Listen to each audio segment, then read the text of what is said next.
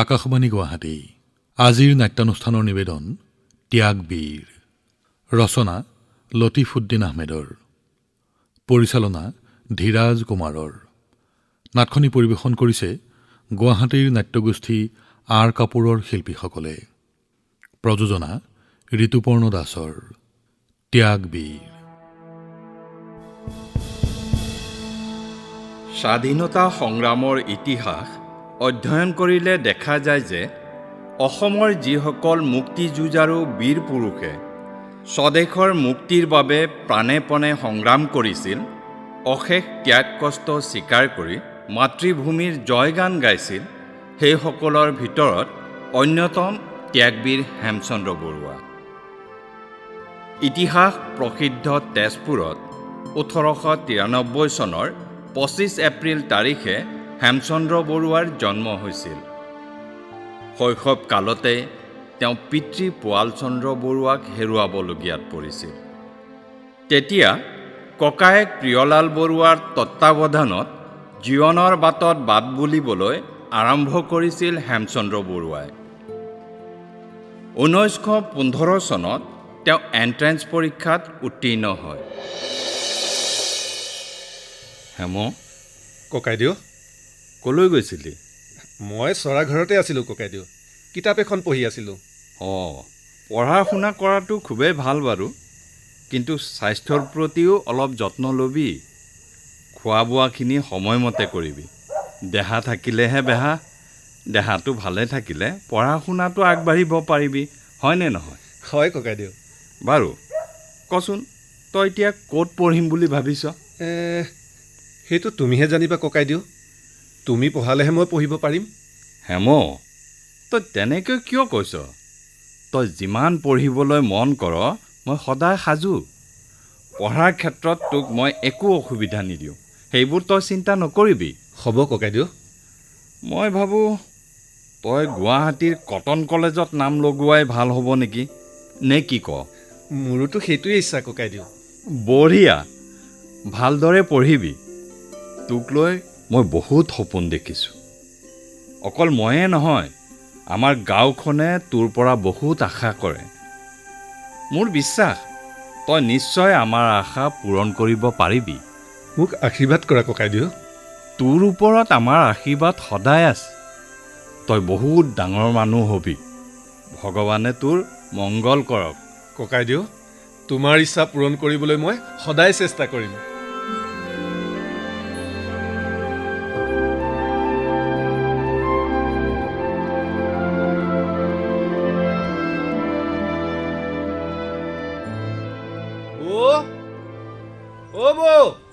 কি হ'ল?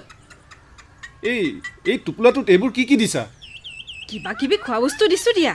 ইমান ডাঙৰ টোপোলাটো কি কি দিছা কোৱাচোন? তোমাৰো যে কথা আৰু, কেইটামান সান্দহ গুড়ি, অলপ গুড়, লাড়ু দুটামান আৰু অলপ খৰিচা দিছোঁ। চহৰতনো এইবোৰ বস্তু ক'ত পাবা? কাপোৰ কানি, কিতাপ পত্ৰৰ মোনা দুখন আছেই, এইটো আকৌ মই কেনেকৈ লৈ যাওঁ?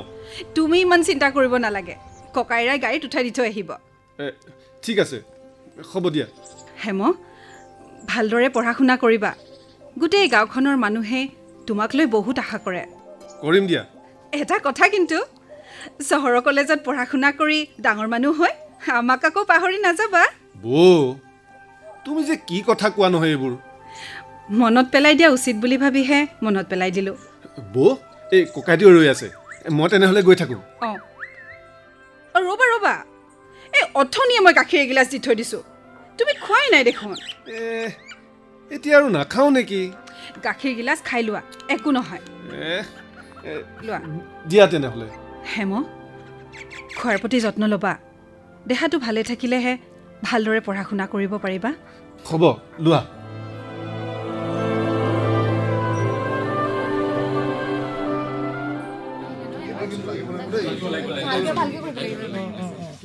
এইবাৰ সম্পাদকৰ প্ৰাৰ্থী কাক পঠোৱা যায়? এক মিনিট, মই যি দেখিছোঁ ছাত্ৰ ইউনিয়নৰ সম্পাদক পদৰ বাবে হেমচন্দ্ৰ বৰুৱা 100% যোগ্য। তুমি কি কোৱা? মইতো আগতেই কৈছোঁ, আমি সকলোৱে হেমচন্দ্ৰ বৰুৱাক সমৰ্থন দি সম্পাদক পাতিব লাগে। তেওঁতকৈ উপযুক্ত প্ৰাৰ্থী আৰু কোনো নাই। একেবাৰে সঁচা কথা কৈছা তুমি। হেমচন্দ্ৰ বৰুৱাৰ কথা বতৰা, আচৰণ আৰু ব্যক্তিত্বত কলেজৰ ছাত্ৰক নেতৃত্ব দিব পৰা আটাইখিনি গুণ আছে। আছে আছে, তেওঁ সকলোৰে লগত সহজতে মিলি যাব পাৰে। অঁ ব'লা আমি নমিনেশ্যনৰ কামখিনি আগবঢ়াই দিওঁ। ব'লক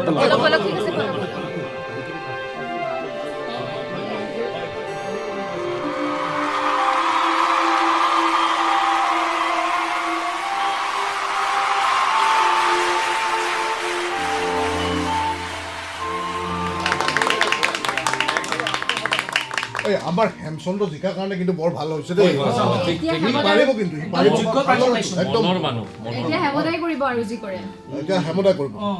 বন্ধুসকল, আপোনালোক আটাইলৈ মোৰ আন্তৰিক ধন্যবাদ আৰু কৃতজ্ঞতা জ্ঞাপন কৰিছোঁ। আপোনালোকে মোক ছাত্ৰ ইউনিয়নৰ সম্পাদকৰ যি গুৰু দায়িত্ব অৰ্পণ কৰিছে, সেই দায়িত্ব মই সততা আৰু নিষ্ঠাৰে পালন কৰি যাবলৈ সংকল্পবদ্ধ। আমি এটা কথা মনত ৰখা উচিত যে আমি প্ৰথমতে ছাত্ৰ, গতিকে আমি সকলোৱে ভালদৰে পঢ়া শুনা কৰিব লাগিব। তাৰ সমান্তৰালকৈ আমাৰ দেশ আৰু সমাজৰ প্ৰতি যি দায়িত্ব, সেই দায়িত্ব আমি পালন কৰি যাব লাগিব। আমাৰ সমাজখনৰ সৰহভাগ মানুহে অশিক্ষিত, বহুতেই কেৱল কানি সুৰা সেৱনত ব্যস্ত। তাৰ সুযোগ গ্ৰহণ কৰি আজি আমাক ব্ৰিটিছে শাসন কৰি আছে।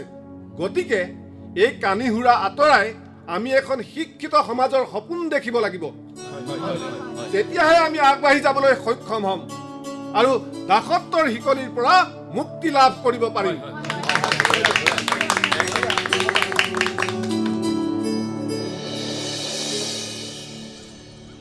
হেৰা শুনিছানে? কলৈ গ'লা হে? কি হ'ল কওকচোন? চাওঁ এইফালে আহাচোন। ইমান জোৰকৈ মাতিছে যে? সি আমাৰ হেমৰ চিঠি আহিছে। কি হয় নেকি? কি লিখিছে? সি ইংৰাজীত অনাৰ্ছ লৈ BA পাছ কৰিছে, বুজিছা? ভালেই হৈছে দিয়ক, ভগৱানে আমাক চকু মেলি চাইছে। ইংৰাজীত অনাৰ্ছ লৈ BA পাছ কৰিছে আমাৰ হেমই। ধেমালি কথা নহয় কিন্তু দেই। ইমানকৈ কৈ নাথাকিবচোন, মুখ লাগি যাব। হে নালাগে, আমাৰ আকৌ কিহৰ মুখ লাগিব হে? হেৰি, ঘৰলৈ কেতিয়া আহিব লিখিছেনে? সেইটো লিখা নাই, আহিব দিয়া, সময় সুবিধা পালে নিশ্চয় আহিব। যি কি নহওক মনটো বৰ ভাল লাগিছে। এতিয়া বোলে সি ল কলেজত আইন বিষয়ত নাম ভৰ্তি কৰিব। Law college? সেইখন কলেজ আকৌ ক'ত? সেইখনো গুৱাহাটীতে আছে। ভালেই হ'ব, উকিল হ'লে তেওঁ বৰ ধুনীয়া লাগিব। তেতিয়া মই উকিলৰ ককায়েক আৰু তুমি উকিলৰ বৌয়েক, নে কি কোৱা?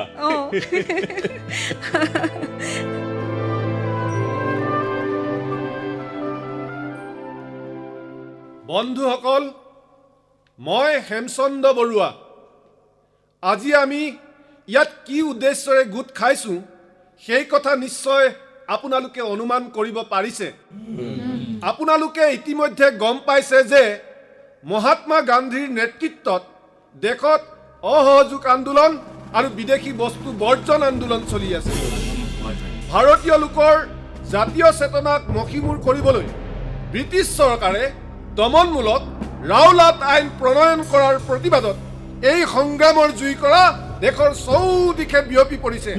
বিভিন্ন ঠাইত সংগ্ৰামী জনতাৰ ওপৰত ব্ৰিটিছ পুলিচ বাহিনীয়ে জঁপিয়াই পৰি অত্যাচাৰ কৰিছে, গুলীবৰ্ষণ কৰিছে। জালিয়ানাৱালাবাগৰ প্ৰতিবাদী সভাত জেনেৰেল ডায়াৰৰ নিৰ্দেশত বহুতো নিৰস্ত্ৰ জনতাক গুলীয়াই হত্যা কৰা হৈছে। গতিকে এতিয়া আমি ৰৈ থাকিলে নহ'ব। সাধাৰণ জনতাৰ লগতে শিক্ষক, ছাত্ৰ, মহিলা সকলোৱে জাতি, ধৰ্ম, বৰ্ণ নিৰ্বিশেষে ঐক্যবদ্ধ হৈ স্বাধীনতাৰ সংগ্ৰামত ভাগ ল'ব লাগিব। ব্ৰিটিছৰ বিৰুদ্ধে সবল প্ৰতিবাদ কৰিব লাগিব। বন্ধুসকল, মই অমিয় কুমাৰ দাস। এতিয়া আৰু আমি কেৱল পঢ়া শুনাৰ কথা ভাবি থাকিলে নহ'ব। যিমান পঢ়া শুনা কৰিলেও ব্ৰিটিছৰ অধীনত থাকিলে আমি সিহঁতৰ গোলামী কৰিয়েই থাকিব লাগিব। গতিকে আমি সকলোৱে এতিয়া জাগ্ৰত হোৱাৰ সময় সমাগত। ব্ৰিটিছৰ অপশাসনৰ পৰা মুক্ত হ'ব নোৱাৰিলে আমি কোনোদিনে ৰাজহাৰ পোন কৰি জীয়াই থাকিব নোৱাৰিম। সিহঁতে আমাৰ পৰা সকলো সম্পদ লুটি লৈ যাব। এটা সময়ত দেশ বুলিবলৈ আমাৰ ইয়াত এখন মৰি খালিহে থাকিব।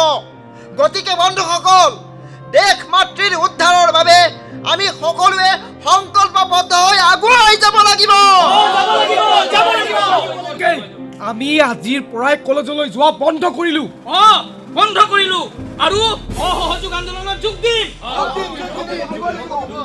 মই আমাৰ মহিলাসকলক ক'ব বিচাৰিছোঁ যে আপোনালোকে চাগে গম পাইছে যে আমাৰ সন্মানীয় চন্দ্ৰপ্ৰভা শইকীয়ানী ডাঙৰীয়ানীয়ে ইতিমধ্যে আন্দোলনত ভাগ লৈ মহিলা সমাজৰ নেতৃত্ব লৈছে। তেওঁ মহিলা সমিতি গঠন কৰিছে। সেয়া আমাৰ বাবে গৌৰৱৰ কথা। গতিকে আমি আৰু এতিয়া মহিলা বুলি ঘৰতে সোমাই থাকিলে নহ'ব। যুৱতী মহিলা সকলোৱে ওলাই আহক আৰু গান্ধীজীৰ নেতৃত্বত চলি থকা অসহযোগ আন্দোলনত সক্ৰিয়ভাৱে অংশগ্ৰহণ কৰক। আমি মানুহক সজাগ কৰিব লাগিব। ব্ৰিটিছৰ অধীনত থাকিলে আমাৰ ভৱিষ্যত যে অন্ধকাৰ, এই বিষয়ে ৰাইজক ক'ব লাগিব। আৰু এটা কথা, কানি আৰু মদে আমাৰ সমাজখন একেবাৰে ধ্বংসৰ গৰহালৈ লৈ গৈ আছে। এইবোৰৰ বিৰুদ্ধে আমি মাত মাতিব লাগিব। কানি আৰু মদৰ ক্ষতিৰ বিষয়ে মানুহক বুজাব লাগিব। এইবোৰ বৰ্জন কৰিবলৈ আমি মানুহক সৈমান কৰাব লাগিব।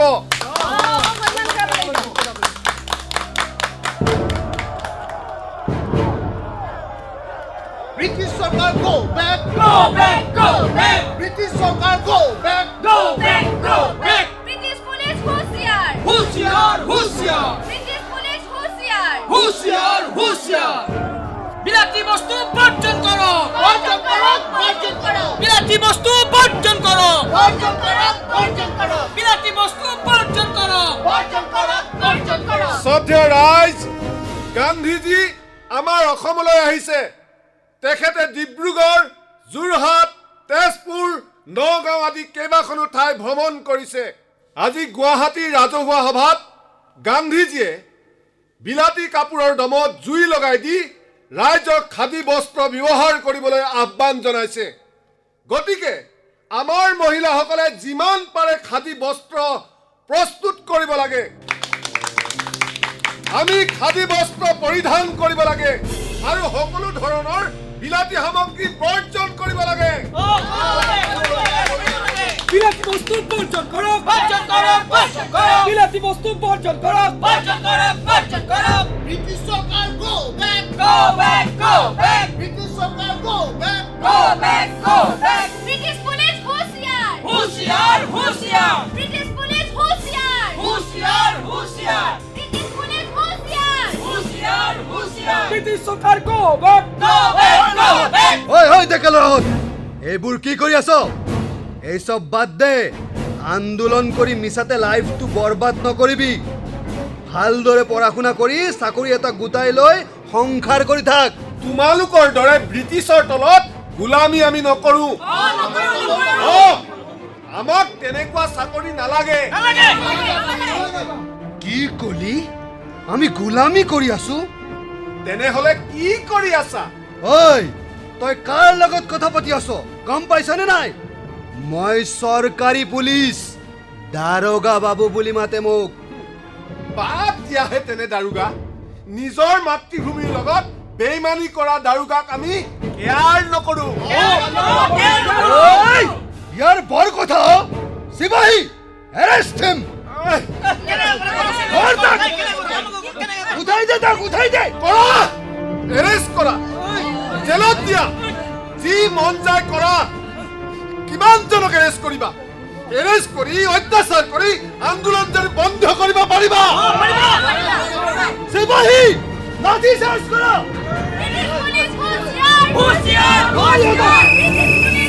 আৰে খাইবলে বন্ধ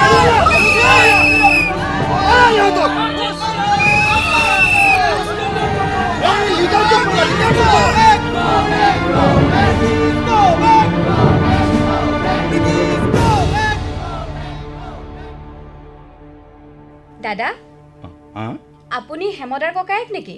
হয়, তুমি তুমি কেনেকৈ জানিলা? মই আপোনাৰ চেহেৰাটো দেখিয়ে অনুমান কৰিছোঁ আৰু হেমদাই আমাক আপোনাৰ কথা কৈয়ে থাকে। অঁ, সি এতিয়া ক'ত আছে? ব'লক মই আপোনাক লৈ যাম। ব'লা আহক। ব'লা।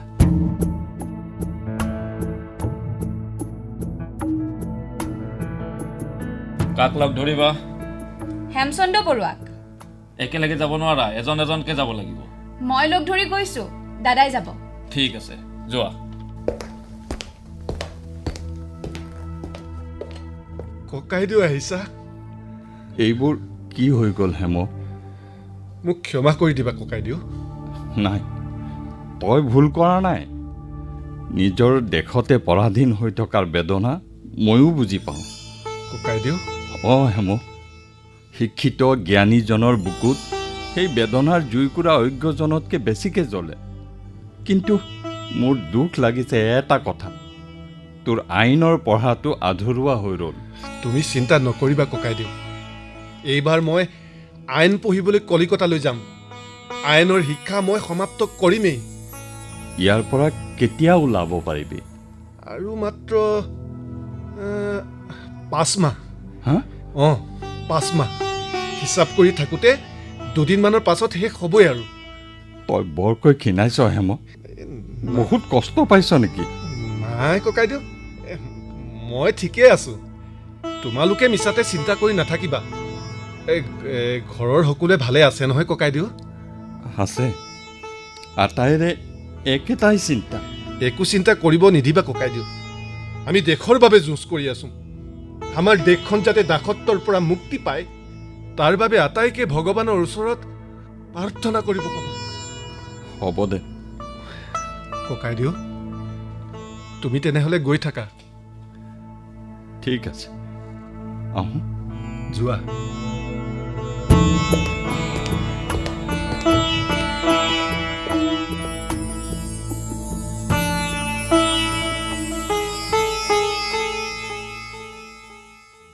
হেম, অঁ, কাউন্সিলৰ ইলেকশ্যনত প্ৰতিদ্বন্দ্বিতা কৰিবলৈ তোমাক সকলোৱে খাটনি ধৰিছে। তুমি মান্তি নোহোৱা কিয়? অমিয়, মই ইলেকশ্যনত প্ৰতিদ্বন্দ্বিতা নকৰোঁ দিয়া। কিন্তু আমাৰ উপযুক্ত প্ৰাৰ্থী আমি বিজয়ী কৰি পঠিয়াব লাগিব, যাতে তেওঁলোকে স্বাধীনতাৰ দাবী তীব্ৰভাৱে উত্থাপন কৰিব পাৰে। কিন্তু এতিয়া চিন্তনীয় কথাটো হ'ল, আমাৰ পুঁজি একেবাৰে শূন্য। কি কৰা যায় তাকেহে ভাবিছোঁ। এৰা, কথাটো হয়। অমিয়, কোৱা। নহ'লে এটা কামকে কৰোঁ দিয়া। কোৱাচোন। আমি দুয়োজনে গুৱাহাটীত গেলামালৰ দোকান এখন খোলোঁ। দোকান? অঁ, তেনেকৈ পাৰোঁ যদি সংগঠনৰ বাবে অলপ ধন সংগ্ৰহ কৰোঁ। বঢ়িয়া হ'ব। ব'লা আৰম্ভ কৰোঁ। ব'লা।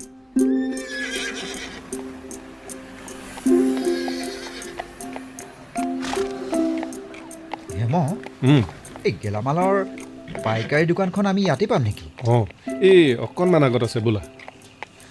মই আগতে দেখিছোঁ। হয় নেকি? হেম, এই আমাৰ দোকানৰ জেগাডোখৰ কিন্তু বৰ ভাল।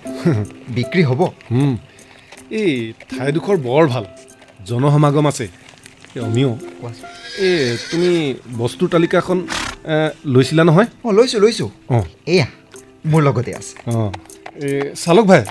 হা বাবুজি, ইয়াতে ৰখাই দিয়াচোন। ঠিক আমি পালোহি নেকি? অঁ, ব'লা।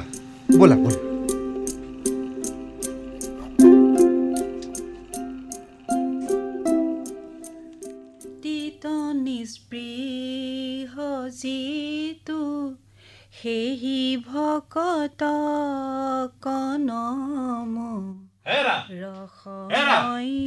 শুনাচোন। অঁ, কওকচোন, কিবা লাগে নেকি? একো নালাগে ৰ'বা। তেনেহ'লে আমাৰ হেমই বোলে অমিয় বোলাজনৰ লগ লাগি গেলামালৰ দোকান খুলিছে।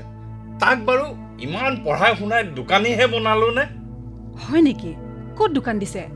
গুৱাহাটীতে। আমাৰ পৰিয়ালৰ মাটি এডোখৰ আছে যে, তাতে বোলে দোকান দিছে।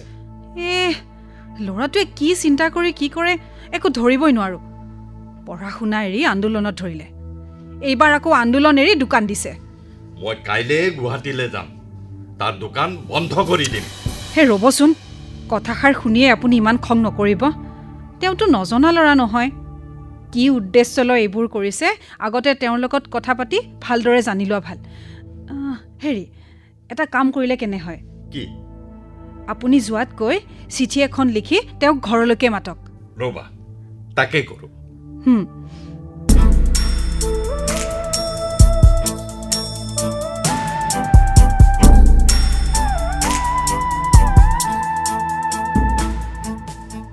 এই অমিয়, হা এই আলু পিঁয়াজৰ বস্তাকেইটা সেইফালে থ'ব লাগিব। অঁ অঁ ধৰা ধৰা ধৰা ধৰা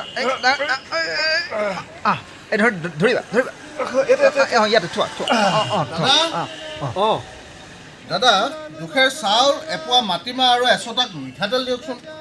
এই অমিয়, এই তুমি দিয়া, এই মই বস্তাকেইটা ঠিক কৰোঁ। থোৱা থোৱা তুমি ৰ'বা কিছু ৰ'বা দেই।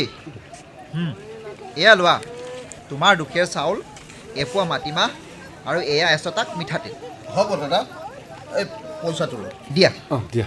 এই দিয়া আহিছোঁ দেই দাদা। অমিয়, দিয়া ধৰা ধৰা ধৰা এইটো অঁ এইফালে এইফালে ইফালে সিফালে। অঁ দিয়া অঁ ইয়াতে থোৱা, ইয়াতে থোৱা। থোৱা অঁ ঠিক আছে। হেমদা, অঁ অমিয়দা, অঁ দোকান কেনে চলিছে? এই ঠিকেই চলি আছে। হেমদা আৰু অমিয়দা, আপোনালোক দুজনক কিন্তু চেলুট দিছোঁ। কিয়? কিয় মানে মানুহে সাঁচতীয়া ধন খৰচ কৰি নিজৰ ঘৰ চলাবলৈ দোকান দিয়ে বা কিবা ব্যৱসায় কৰে, কিন্তু আপোনালোকে দেশৰ হকে যুঁজ কৰিবলৈ কংগ্ৰেছৰ পুঁজি টনকিয়াল কৰিবৰ বাবে দোকান দিছে। এয়া সাধাৰণ কথা নহয়। তোমাৰ কথাখিনিয়ে আমাক উৎসাহিত কৰিছে। নিজৰ দেশখনৰ বাবে, আপোন মানুহখিনিৰ বাবে অলপ ত্যাগ কষ্ট স্বীকাৰ নকৰিলে কুটিল ইংৰাজৰ হাতোৰাৰ পৰা আমি মুক্তি পাম কেনেকৈ? হেমদা, অঁ, আমি আপোনালোকক কিবা সহায় কৰি দিব লাগে যদি ক'ব। অঁ, তোমালোকে তোমালোকৰ কামত লাগি থাকা। সংগঠনৰ পুঁজি চিন্তা তোমালোকে নকৰিবা। গাঁৱে গাঁৱে, চুবুৰীয়ে চুবুৰীয়ে সোমাই গৈ তোমালোকে যুৱকসকলক উলিয়াই আনি সংগঠিত কৰা আৰু আন্দোলনত যোগ দিবলৈ আহ্বান জনোৱা। আমি লাগি আছোঁ দাদা, এতিয়াৰ পৰা আৰু জোৰদাৰ গতিত লাগিম। অঁ, আমি ইতিমধ্যে কেইবাজনীও ছোৱালী উলিয়াই আনিছোঁ আৰু তেওঁলোকে অতি আগ্ৰহেৰে আমাৰ লগত সহযোগ কৰিছে। সুন্দৰ পদক্ষেপ। এটা কথা মনত ৰাখিবা যে সমাজৰ যিকোনো কামত নাৰীসকলে এক সবল ভূমিকা পালন কৰিব পাৰে। হয় দাদা। দাদা, তেনেহ'লে আমি গৈ থাকোঁ। অঁ, গৈ থাকে। ব'লা।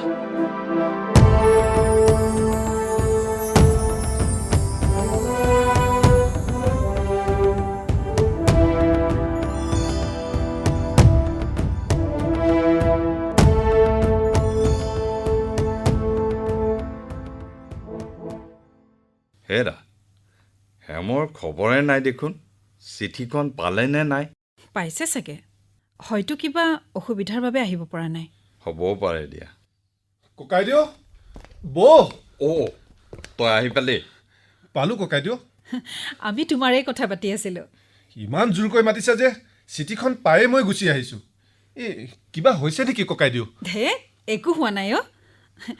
আচলতে তুমি দোকান দিয়া বুলি শুনি ককাইৰাই মনত বৰ দুখ পাইছে।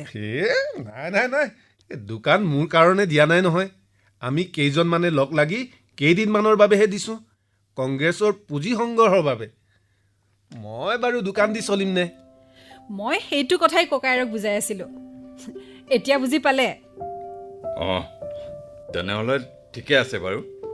এতিয়া এইবোৰত ইমানকৈ লাগি থাকিব নালাগে। লিখা পঢ়াখিনি আগতে শেষ কৰি ল। তোমালোকে চিন্তা নকৰিবা ককাইদেউ। মই ইতিমধ্যে আইনৰ প্ৰথম বাৰ্ষিকৰ পৰীক্ষা পাছ কৰি ওকালতি আৰম্ভ কৰিছোঁৱেই যেতিয়া, এইবাৰ কলিকতালৈ গৈ তাত আইনৰ ডিগ্ৰী সম্পূৰ্ণ কৰিম। ঠিকেই আছে, তোমাৰ ককাইৰাই এনেই চিন্তা কৰি মূৰ ঘমাই থাকে। ককাইদেউ, অঁ, এই টকাখিনি তোমাৰ লগত ৰাখি থোৱাচোন। এই আমাক আকৌ কেলে? তোক নালাগিব জানো? মোৰ হাতত আছে দিয়া, এইখিনি তুমিয়ে ৰাখি থোৱা। লওক আকৌ, তেওঁ ইমান আদৰেৰে দিছে। দে তেনেহ'লে।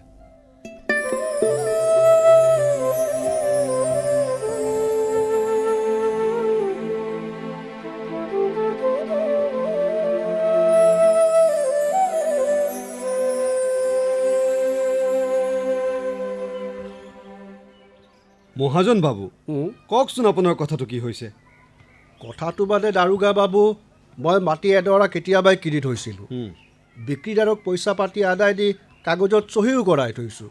তাৰপাছত কালি এজনে আহি খবৰ দিলে মাটিখিনি বোলে কোনোবাই আবাদ কৰিছে। আপুনি দখল চমজি লোৱা নাছিলে জানো? দখল লৈছিলোঁ, কিন্তু মোৰ তাত একো কাম কৰিবলগীয়া হোৱা নাই বাবে এনেই পৰি আছে। বুজিছোঁ। লিখাই লোৱা কাগজখন আপোনাৰ ওচৰতে আছেনে? আছে আছে আছে, মোৰ লগতে আছে। এই ৰ'ব, আপোনাক দেখুৱাইছোঁ। এইখন চাওকচোন। ঠিক আছে, মই চাই ল'ম। দাৰোগা বাবু, আপোনালোকক মই বহুত ভৰসা কৰোঁ। এইখিনি লওকচোন। কি? কিবা এটা দিছোঁ আপোনাক। নালাগে, মই চাই দিম। নাই নাই নাই, আপুনি ভুল নুবুজিব। মই আপোনাক কামৰ বাবে দিয়া নাই, উপহাৰ হিচাপে দিছোঁ। আচ্ছা আচ্ছা, ঠিক আছে। দাৰোগা বাবু, মই মাতিলৈ আৰু নাযাওঁ, আপুনি ঠিক কৰি দিব আৰু। হ'ব মহাজন বাবু, আপুনি একো চিন্তা নকৰিব। ধন্যবাদ।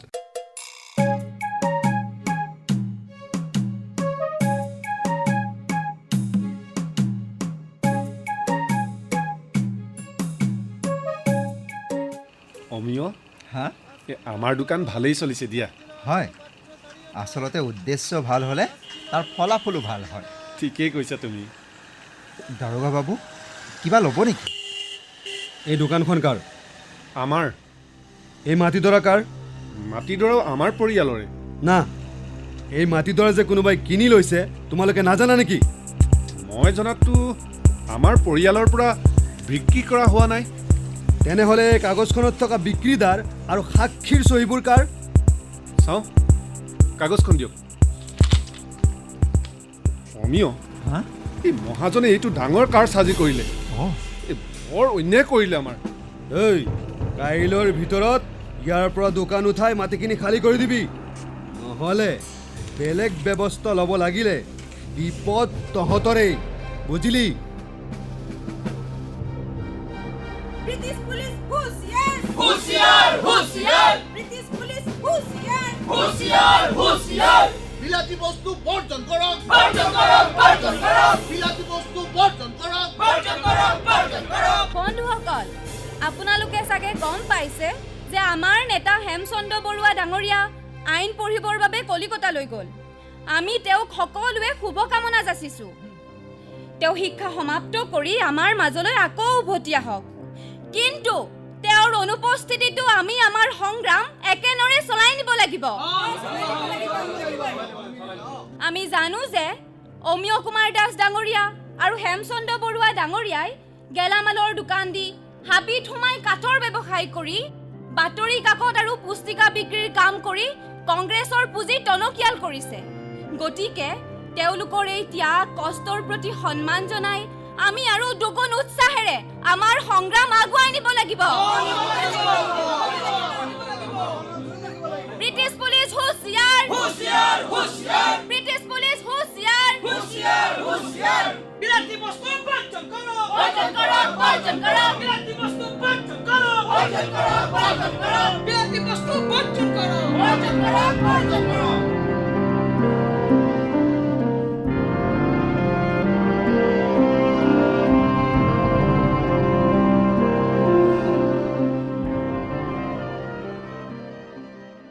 হেৰা, হেমৰ বিয়াখনো পাতিব হৈছে নহয়। তাকেই, বিয়াখন পাতি দিব লাগে, বয়সো ৰৈ নাথাকে নহয়।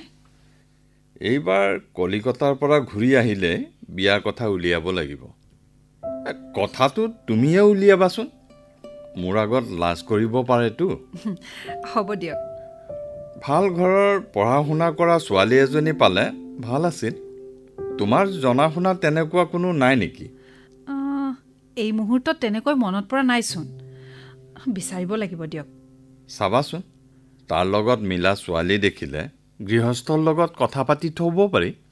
হ'ব, চাম দিয়ক, বিচাৰিলে নিশ্চয় ওলাব। তাকে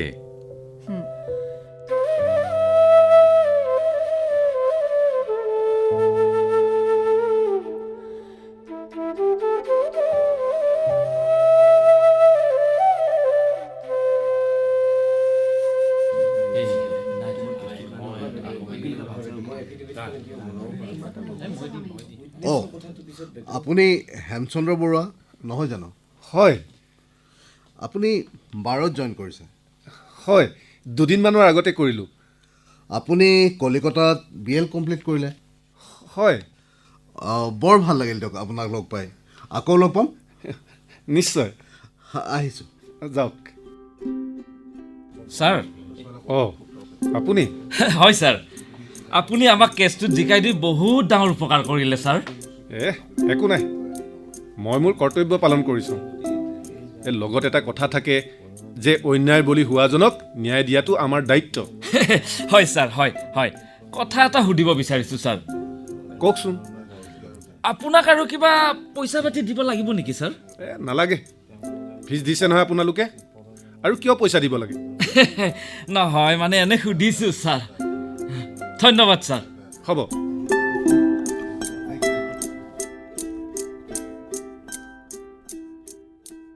অমিয়দা, আজি আমাৰ কাৰ্যসূচী কেনেধৰণৰ হ'ব? অকণমান ৰ'বা, হেমচন্দ্ৰ আহি আছে। কিন্তু হেমচন্দ্ৰ বৰুৱাই বোলে আজিকালি ওকালতিতহে মন দিছে। ওকালতি কৰিলেও তেওঁৰ মুক্তিকামী মনে তেওঁক এই সংগ্ৰামৰ পৰা আঁতৰি যাবলৈ নিদিয়ে নহয়। খবৰ পঠিয়াইছে, তেওঁ আহি আছে। অমিয়দা, হা হৌৱা হেমদাদা আহিছে। অঁ হেম, আহি পালা? অঁ, এই সকলো ঠিকে আছেনে? ঠিকে আছে, সকলো ঠিক আছে। আজি মোৰ এনে লাগিছে যে ওকালতিত লাগি থাকিলে মাতৃভূমিক উদ্ধাৰ কৰাত মই যেন সক্ৰিয় ভূমিকা ল'ব নোৱাৰিম। ধন সম্পদ, সুখ স্বাচ্ছন্দ্য ডাঙৰ কথা নহয় বন্ধুসকল। এখন স্বাধীন দেশত এজন স্বাধীন নাগৰিক হৈ জীয়াই থকাটো বহুত ডাঙৰ কথা।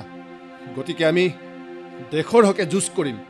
জীৱন থকালৈকে এই সংগ্ৰাম চলাই যাম, কোনো কাৰণতে আপোচ নকৰোঁ।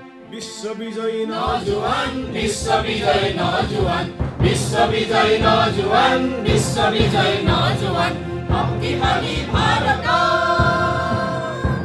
ওলাই আহা সন্তান তুমি বিপ্লৱৰ, ওলাই আহা সন্তান তুমি বিপ্লৱৰ, বিশ্ববিজয়ী নজোৱান।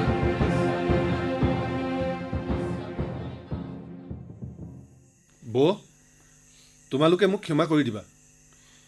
এই সময়ত মই কোনো কাৰণতে বিয়া পাতিব নোৱাৰোঁ। ককাইদেউৰ কথাটো বুজাই ক'বা। তুমি কি চিৰদিন এনেকৈ থাকিবা নেকি? সেইটো মই নাজানো, কিন্তু এতিয়া মই সেইবোৰ কথা ভাবিব নোৱাৰোঁ। এটা কথা কোৱাচোন হেম, তোমাৰ লগত আন্দোলন কৰা সকলো ল'ৰাই কি বিয়া নপতাকৈ আছেনে? কথাটো তেনেকুৱা নহয় বৌ। প্ৰত্যেকৰে জীৱনৰ আদৰ্শ, চিন্তাৰ চৰ্চা বেলেগ বেলেগ। কোনে বিয়া পাতিছে, কোনে নাই পতা, সেইবোৰ আনৰ ব্যক্তিগত জীৱনৰ কথা মই কেলৈ ভাবিম বাৰু? ঠিক আছে, আমাৰ দায়িত্ব আছিল ক'লো। বাকী তুমি যি ভাল দেখা তাকেই কৰিবা। জ্ঞান বুদ্ধি জোখাৰে আমি তোমাক বুজাবলগীয়াতো নাই, তুমিহে আমাক বুজাব পাৰা। বৌ, এটা কাম কৰিবাচোন। কোৱা। এই টকাখিনি ককাইদেউৰ হাতত দিবাচোন। আমাৰ একো অসুবিধা হোৱা নাই নহয়, তোমাৰ হাততে ৰাখা। মোৰ দৰকাৰখিনি ৰাখিছোঁ দিয়া, এইখিনি ককাইদেউৰ হাতত দিবা। তোমালোকৰ অসুবিধা হোৱা বুলি দিয়া নাই নহয়। ঠিক আছে, দিয়া।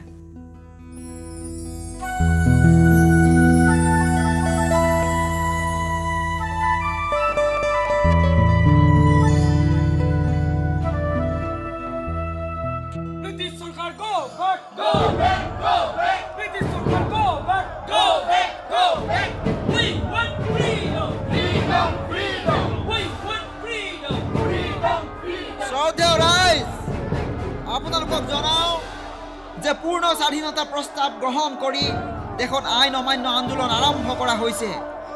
লোন কৰ আইন ভংগৰ উদ্দেশ্যে গান্ধীজীয়ে যি দাণ্ডী যাত্ৰা আৰম্ভ কৰিছিল তাত ব্ৰিটিছ চৰকাৰে বাধা দিয়াৰ লগতে গান্ধীজী আৰু নেহৰুজীক আটক কৰা হৈছিল। তাৰ প্ৰতিবাদত আন ৰাজ্যৰ লগতে অসমতো আমি হৰতাল কৰিছিলোঁ। আমাৰ ছাত্ৰ ছাত্ৰীসকলে স্কুল কলেজ এৰি ধৰ্ণা, প্ৰতিবাদ আৰু সমদলত যোগদান কৰিছিল।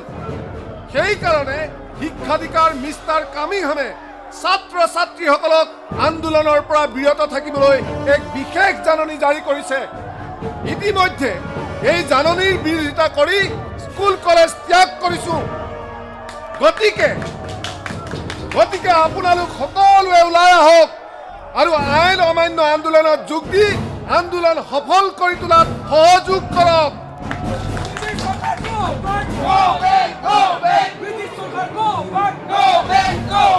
British police হুঁচিয়াৰ!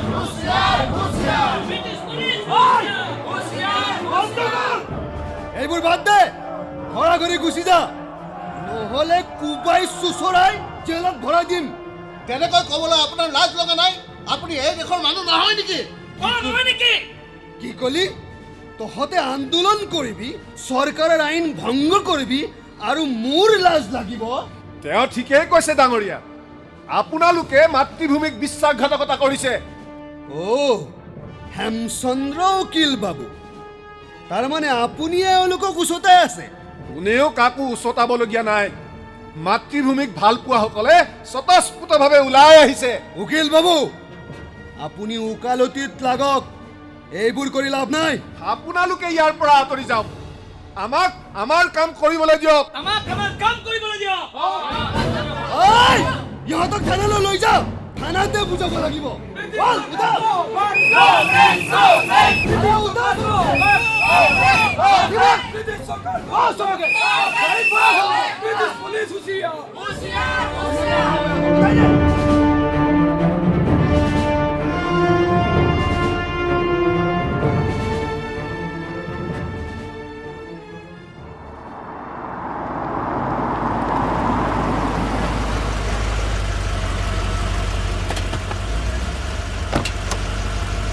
Good morning sir.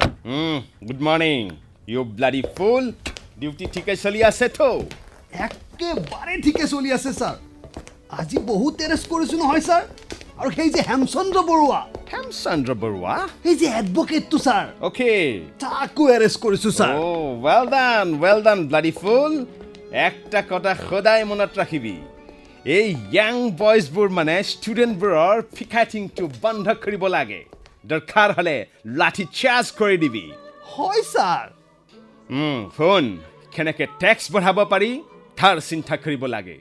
লগত ধনী মানুহবোৰ আছে না, ইহঁতক গৰীব বনাব লাগে। ঠিক কথা কৈছে ছাৰ। আৰু সেই ইডুকেটেড লিডাৰবোৰ আছে না, সিহঁতৰ ওপৰত কিবা কিবি কেছ লগাই জেলত ভৰাই দিবি।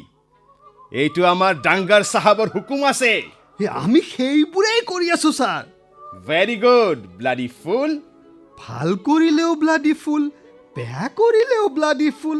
তেনেহ'লে কি কৰিম ছাৰ? এইটো আমি তোক মৰমতে কৈছোঁ ব্লাডি ফুল। আপুনি বৰ ভাল ছাৰ। হোৱাট ননচেন্স, এম আই ভালচাৰ? এই নহয় নহয় ছাৰ, মানে আপুনি বৰ গুড ছাৰ। অ'কে। মোৰ এটা প্ৰমোশ্যন কৰি দিবচোন sir. Promotion? Okay, come with মি।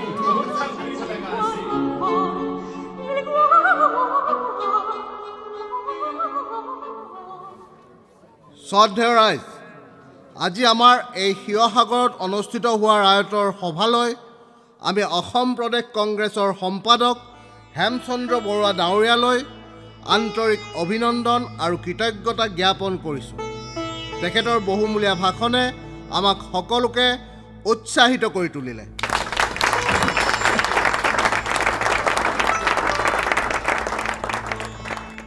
আপোনালোক তালৈ যাবগে?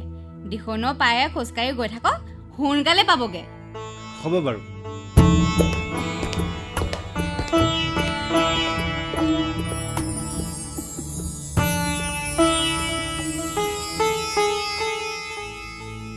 এই মানুহবোৰৰ আগ্ৰহ দেখি বৰ ভাল লাগিছে। হয় দাদা, আমাৰ ইয়াত সকলো মানুহ জাগি উঠিছে। বৰ ভাল লাগিছে বুজিছা।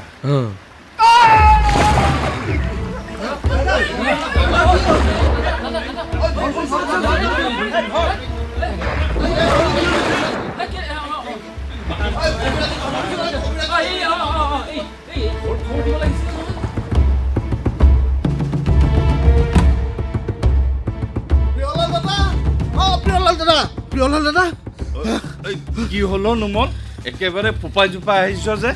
এই দাদা, এটা বৰ ডাঙৰ কথা হ'ল নহয়। কিনো হ'ল? দীঘল নৈৰ পাৰেৰে আহি থাকোঁতে কৰা খহি হেম দাদাই নৈত পৰি গৈছে বোলে। কি কৈছ এইবোৰ? 30 ফুটমান তলত পৰি গৈছে হেনো। হে হৰি, এতিয়া সি ক'ত আছে? লগৰ মানুহবোৰে কবিৰাজক দেখুৱাইছে। কিবা জখমৰ কথা কৈছে নেকি? কঁকাল আৰু ৰাজহাড়ত দুখ পাইছে হেনো। হে ভগৱান, মই কি কৰোঁ এতিয়া? হেৰা, শুনিছানে? দাদা চিন্তা কৰিব নালাগে, এই ঘৰলৈ এতিয়া লৈ আহিব। মোৰ ভাইটোহে এনেকুৱা হ'বলৈ পালেনে? হে হৰি, তুমি ৰক্ষা কৰিবা আৰু। হেৰা!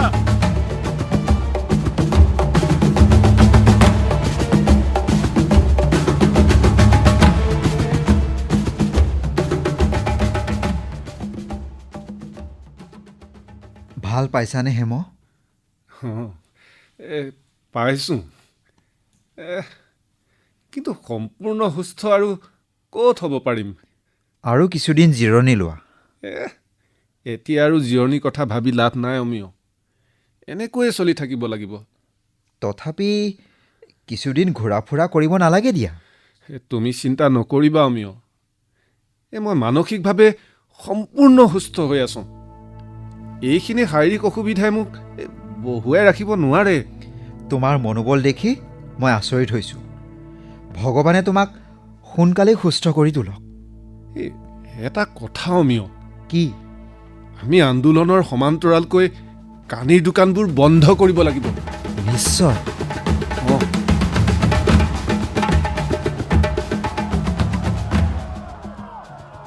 কংগ্ৰেছ জিন্দাবাদ, জিন্দাবাদ, জিন্দাবাদ। কংগ্ৰেছ জিন্দাবাদ, জিন্দাবাদ, জিন্দাবাদ। কংগ্ৰেছক ভোট দিয়ক, ভোট দিয়ক, ভোট দিয়ক। কংগ্ৰেছক ভোট দিয়ক, ভোট দিয়ক, ভোট দিয়ক।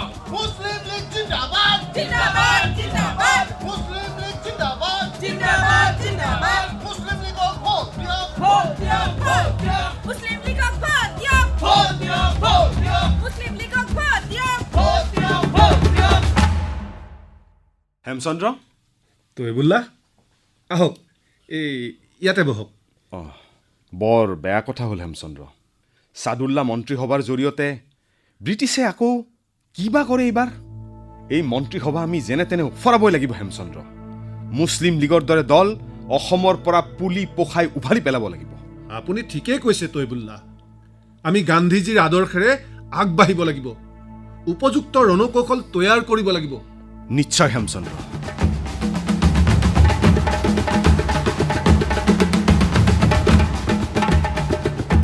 মুছলিম লীগ জিন্দাবাদ, জিন্দাবাদ, জিন্দাবাদ। মুছলিম লীগ জিন্দাবাদ, জিন্দাবাদ, জিন্দাবাদ। মুছলিম লীগ জিন্দাবাদ, জিন্দাবাদ, জিন্দাবাদ।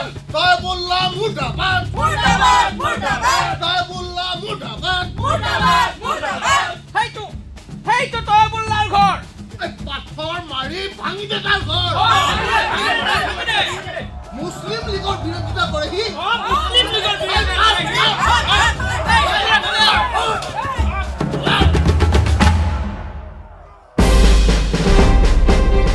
কংগ্ৰেছ জিন্দাবাদ, জিন্দাবাদ, জিন্দাবাদ। কংগ্ৰেছ জিন্দাবাদ। জিন্দাবাদ, জিন্দাবাদ। কংগ্ৰেছক ভোট দিয়ক, ভোট দিয়ক, ভোট দিয়ক। কংগ্ৰেছক ভোট দিয়ক, ভোট দিয়ক, ভোট দিয়ক। কংগ্ৰেছক ভোট দিয়ক, ভোট দিয়ক, ভোট দিয়ক। কংগ্ৰেছ জিন্দাবাদ, জিন্দাবাদ, জিন্দাবাদ। ৰাইজ, আপোনালোকে যি বিশ্বাস আৰু আস্থাৰে আমাক অসম কংগ্ৰেছৰ সভাপতিৰ দায়িত্ব অৰ্পণ কৰিছে, তাৰ বাবে মই আপোনালোকৰ ওচৰত কৃতজ্ঞ। কিন্তু এটা কথা মনত ৰাখিব যে কংগ্ৰেছে মন্ত্ৰিত্বৰ ভাৰ লৈছে কাৰণে আপোনালোকে স্বাধীনতাৰ যুঁজ শেষ হ'ল বুলি নাভাবিব। যুদ্ধৰ ই কেৱল এটা কৌশল। কংগ্ৰেছে আদেশ কৰিলেই মন্ত্ৰীসকলে কাম এৰিব লাগিব। সন্মুখত এখন ডাঙৰ যুদ্ধ দেখা গৈছে। আজি দেখাত ভাৰতৰ ৰাজনৈতিক আকাশ পৰিষ্কাৰ, কিন্তু ধুমুহা হোৱাৰ লক্ষণ আছে। ৰাইজ, আপোনালোকে গম পাইছে যে দ্বিতীয় বিশ্বযুদ্ধৰ সময় সমাগত। এই ক্ষেত্ৰত ব্ৰিটিছে ভাৰতীয় লোকৰ সৈতে কোনো আলোচনা নকৰাকৈয়ে বিশ্বযুদ্ধত জড়িত বুলি ঘোষণা কৰিছে। কিন্তু ব্ৰিটিছক জনাই দিয়া হৈছে যে ভাৰতক স্বাধীনতা নিদিলে এই যুদ্ধৰ প্ৰক্ৰিয়াত ভাৰতীয় লোকে সহযোগ নকৰে। এই দাবীৰ প্ৰতি ব্ৰিটিছে কোনো সঁহাৰি দিয়া নাই। সেইকাৰণে আমাৰ সন্মানীয় গোপীনাথ বৰদলৈ দেৱৰ মন্ত্ৰীসভাই পদত্যাগ কৰিছে। কবিতা বৰদলৈ জিন্দাবাদ জিন্দাবাদ জিন্দাবাদ কবিতা বৰদলৈ জিন্দাবাদ জিন্দাবাদ জিন্দাবাদ। ৰাইজ, আপোনালোকৰ বহুতে চাগে গম পাইছে যে কংগ্ৰেছৰ মুম্বাই অধিৱেশনত ভাৰত ত্যাগ প্ৰস্তাৱ গ্ৰহণ কৰি ব্ৰিটিছক ভাৰত ত্যাগ কৰিবলৈ আহ্বান জনোৱাৰ বাবে মহাত্মা গান্ধী প্ৰমুখ্যে শীৰ্ষস্থানীয় নেতাসকলক চৰকাৰে বন্দী কৰিছে। তাৰ প্ৰতিবাদত আন্দোলনে তীব্ৰ ৰূপ ধাৰণ কৰি গণ বিপ্লৱলৈ পৰ্যবেক্ষিত হৈছে। গতিকে আপোনালোকে দলে বলে ৰাজপথলৈ ওলাই আহক। চৰকাৰক কোনেও কোনো ধৰণৰ সহযোগ নকৰিব। চৰকাৰী কৰ্মচাৰী, পুলিচ আৰু সেনাবাহিনীৰ ওচৰত কোনো বস্তু বিক্ৰী নকৰিব। মৃত্যু নহ'লে মুক্তি মনোভাৱেৰে আমি আন্দোলনত আগবাঢ়ি যাব লাগিব। শ্ৰমিক, বনুৱা, কৃষক, ছাত্ৰ, নাৰী শক্তি সকলোৱে হাতত হাত মিলাই ওলাই আহক।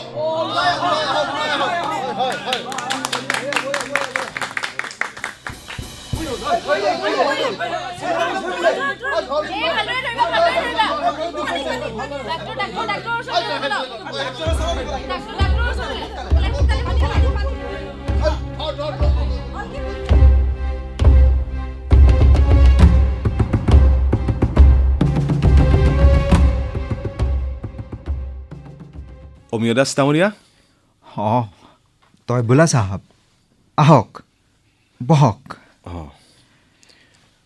হেমচন্দ্ৰ বৰুৱা ডাঙৰীয়াৰ কিবা খবৰ পাইছেনে? কলিকতাতে আছে, চিকিৎসা চলি আছে। লগত কোন আছে জানো? ডাক্তৰ ভুৱনেশ্বৰ বৰুৱা। তেওঁ হেমচন্দ্ৰ বৰুৱাৰ লগতে লাগি আছে বুলি শুনিছোঁ। ভালেই হৈছে দিয়ক। আচলতে হেমচন্দ্ৰ বৰুৱা ডাঙৰীয়াই কিছুদিন জিৰণি ল'ব লাগিছিল। তেওঁ বহি থাকিব নোৱাৰে নহয়।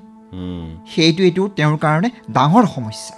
ভগ্ন স্বাস্থ্য লৈয়ে তেওঁ কেতিয়াবা খোজকাঢ়ি, কেতিয়াবা গৰু গাড়ীত উঠি কেৱল ঘূৰিয়েই ফুৰে। হয় হয়, তেওঁৰ মনোবল কিন্তু বহুত শক্তিশালী। সঁচা অৰ্থত তেওঁ এজন ত্যাগবীৰ। হয়, আপুনি ঠিকেই কৈছে। তেওঁ সঁচা অৰ্থত এজন ত্যাগবীৰ।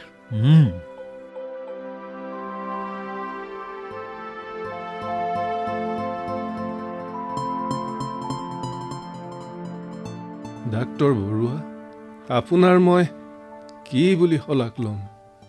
মোৰ ভাবে আপুনি এই কলিকতা চহৰত ইমান কষ্ট কৰিছে। বৰুৱাদেৱ, আপুনি আমাৰ সমাজখনৰ বাবে, দেশখনৰ বাবে যিমান ত্যাগ কৰিছে তাৰ তুলনাত মই আপোনাৰ বাবে একোৱেই কৰিব পৰা নাই। যদি কিঞ্চিত কিবা কৰিব পাৰিছোঁ তেনেহ'লে তাৰ বাবে মই নিজকে সৌভাগ্যৱান বুলি ভাবিছোঁ।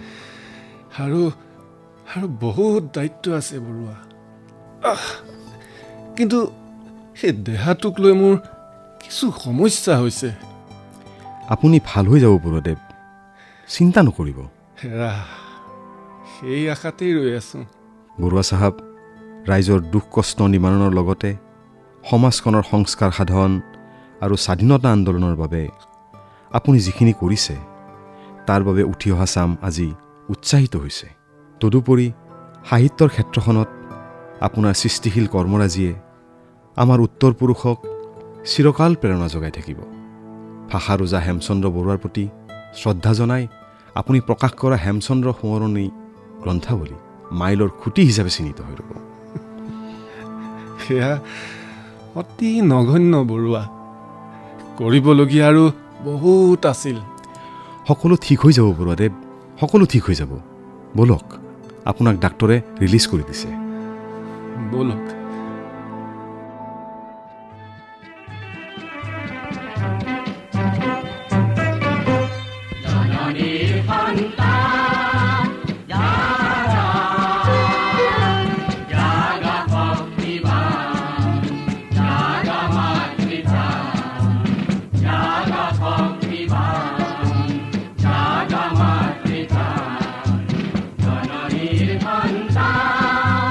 Yeah.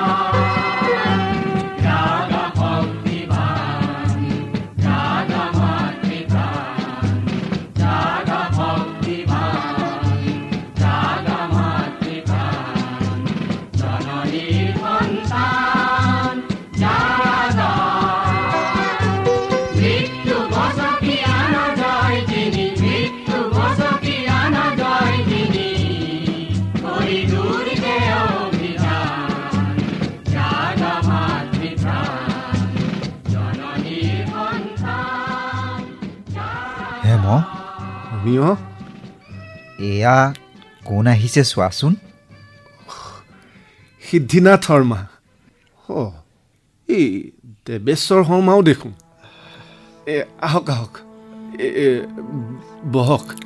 হ'ব আপুনি উঠিব নালাগে, আপুনি শুই থাকক। আমি আমাৰ সংগ্ৰামখন ভালদৰে আগুৱাই নিব লাগিব, বুজিছে? নিশ্চয়। আগতে আপুনি সুস্থ হৈ লওক। আপোনাক বহুত ভাগৰুৱা যেন লাগিছে। মই ভাগৰুৱা নহওঁ দেৱেশ্বৰ ডাঙৰীয়া। হেম, তুমি বেছিকৈ কথা কৈ নাথাকিবাচোন, নীৰৱে জিৰণি লৈ থাকা। আমি এতিয়া গৈ থাকোঁ। যাবা ৰ'বা। ক'লৈ যোৱা? অলপ সময় বহাচোন। পাছত আকৌ আহিম দিয়া। আহিবাতো? আহিম দিয়ক, কেলেই নাহিম। আহিবা। আহোঁ।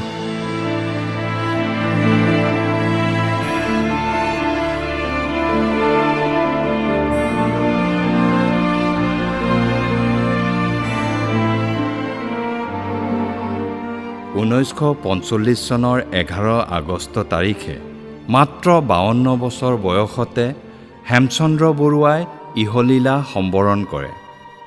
দেশ সেৱক, মানৱ দৰদী, উদাৰপন্থী, স্বদেশ প্ৰেমিক ত্যাগবীৰলৈ যাচিছোঁ ভক্তিভৰা অঞ্জলি।